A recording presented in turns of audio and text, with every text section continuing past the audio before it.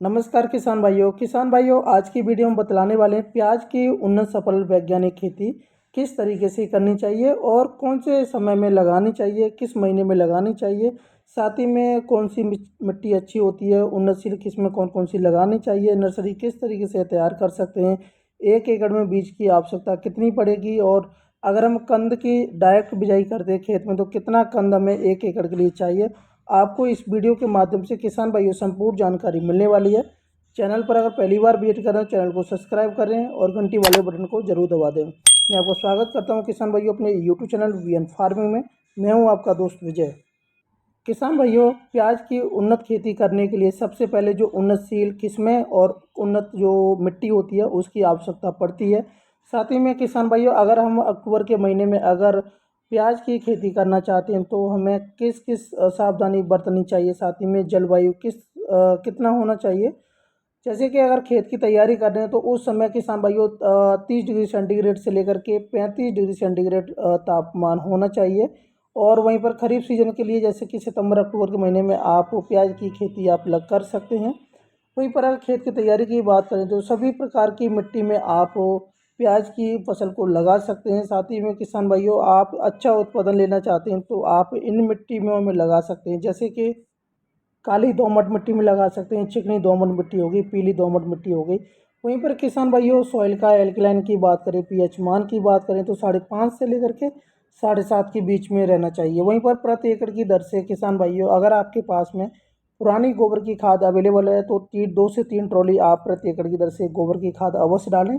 वहीं पर किसान भाइयों बात करते हैं प्याज की खेती किस तरीके से करनी चाहिए, तो किसान भाइयों हम दो तरीके से प्याज की फसल को लगा सकते हैं। एक होता है जैसे कि नॉर्मल जो क्यारी बना करके हम प्याज की फसल लगा सकते हैं, या फिर बेड विधि के द्वारा कर सकते हैं। अगर किसान भाइयों अगर बेड विधि के द्वारा अगर प्याज की फसल को लगाते हैं तो उसमें उत्पादन की वृद्धि देखने को ज़्यादा मिलती है, क्योंकि जो हमारा कंद होता है काफ़ी मोटा और अच्छा रहता है, अच्छा निकल आता है और समय भी कम लगता है। तो किसान भाइयों अगर आपको प्याज का अच्छे से विकास लेना है तो आप बेड विधि के द्वारा प्याज की फसल को लगाएं, जिससे कि दोगुना आप प्रॉफिट ले सकते हैं, दोगुना उत्पादन ले सकते हैं प्रति एकड़ से। वहीं पर किसान भाइयों बात करेंगे खेत की तैयारी करते समय हमें बेसल डोज कौन कौन से डालने चाहिए। तो जैसे कि किसान भाइयों आप प्रति एकड़ की दर से आप नोट कर लीजिएगा। सिंगल सुपर फास्फेट आप 100 किलोग्राम प्रति एकड़ की दर से डाल सकते हैं। वहीं पर एमओपी 30 किलोग्राम और डीएपी 50 किलोग्राम।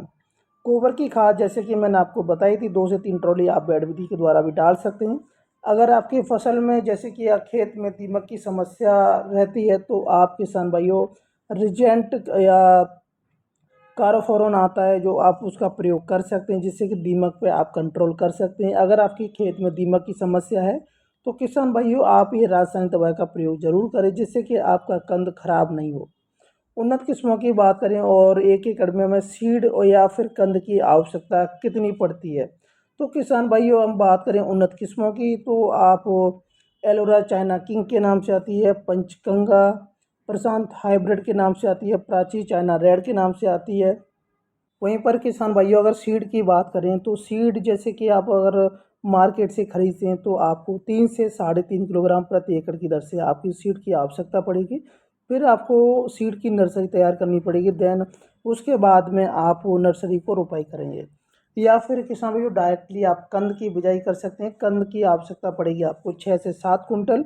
वो छोटा साइज होना चाहिए कंद का, जिससे कि आपको क्वांटिटी कम लेनी पड़े। वहीं पर किसान भाइयों अगर हम बात करते हैं नर्सरी की तैयारी की तो नर्सरी जब आप तैयार करते हैं तो 30 से 35 दिन समय में आपकी नर्सरी तैयार हो जाएगी। और नर्सरी तैयार करते समय किसान भाइयों आप गोबर और सिंगल सुपर फास्फेट का प्रयोग जरूर करें, जिससे कि आपकी नर्सरी जल्दी से ग्रोथ करेगी और सही समय पर उसमें बढ़वार भी देखने को मिल जाएगी। वहीं पर किसान भाइयों बीज उपचार के लिए आप 1 किलोग्राम ट्राइकोडर्मा से लेंगे, आप उसे बीज को उपचारित करेंगे, जिससे कि इंसेक्ट किलर होते हैं जो फंगीसाइड जो रोग होते हैं वो आपको देखने को नहीं मिलेंगे। वहीं पर किसान भाइयों अगर बेड विधि के द्वारा अगर प्याज की फसल लगाना चाहते हैं तो बेड से बेड की दूरी हमें कितनी रखनी चाहिए, चौड़ाई कितनी होनी चाहिए, तो किसान भाइयों आप बेड से बेड की दूरी 2 फीट रख सकते हैं। बेड की ऊंचाई की बात करें तो आप वो 1 फीट रख सकते हैं किसान भाइयों। वहीं पर बेड की चौड़ाई 2.5 फीट से 3 फीट आप रख सकते हैं। वहीं पर किसान भाइयों आप मल्चिंग पेपर का भी इस्तेमाल कर सकते हैं और ड्रिप सिस्टम भी आप लगा सकते हैं। वो आप पर डिपेंड करता है आपका इन्वेस्टमेंट कितना है, आप पैसा कितना खर्च करना चाहते हैं फसल में, तो उसके अकॉर्डिंग आप ये सारी व्यवस्था कर सकते हैं। अगर आपके खेत में जैसे कि आसपास जंगली जानवर, गाय, पशु घूमते रहते हैं, तो उसके लिए किसान भाइयों आप अपने खेत की तारबंदी या फिर झटका ज़रूर लगाएं, जिससे कि आपकी फसल सेफ रहेगी, नुकसान आपको ज़्यादा नहीं मिलेगा। किसान भाइयों अब बात करते हैं हमें सीड की डिस्टेंस कितनी रखनी चाहिए। तो आप किसान भाइयों मान के चलिए 10 से 12 सेंटीमीटर की दूरी पर आप पौधे से पौधे की रोपाई करेंगे और एक बेड पर किसान भाइयों 4 लाइनों में आपको रोपाई करनी है, जिससे कि थोड़ा डिस्टेंस रहे।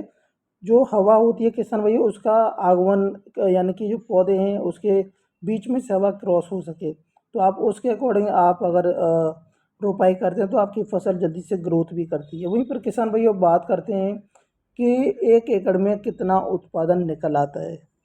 किसान भाइयों 1 एकड़ में 20 से 21 टन आप उत्पादन ले सकते हैं। वो डिपेंड करता है आपके खेत की उर्वरा शक्ति किस प्रकार है। साथ ही में किसान भाइयों अगर हम सिंचाई की बात करें तो आप अगर ड्रिप सिस्टम से सिंचाई करना चाहते हैं तो 10 से 12 दिनों के अंतराल में आप ड्रिप से सिंचाई कर सकते हैं। किसान भाइयों अगर नॉर्मल विधि के द्वारा आप सिंचाई करना चाहते हैं तो मान के चलिए 25 से 26 दिन के अंतराल में आपको हल्की हल्की सिंचाई करनी पड़ेगी, जिससे कि आपके खेत में नमी बनी रहे। साथ ही में किसान भाइयों मैं आशा करता हूँ वीडियो अच्छी लगी तो वीडियो को लाइक और शेयर करें। जय हिंद, जय भारत, जय किसान।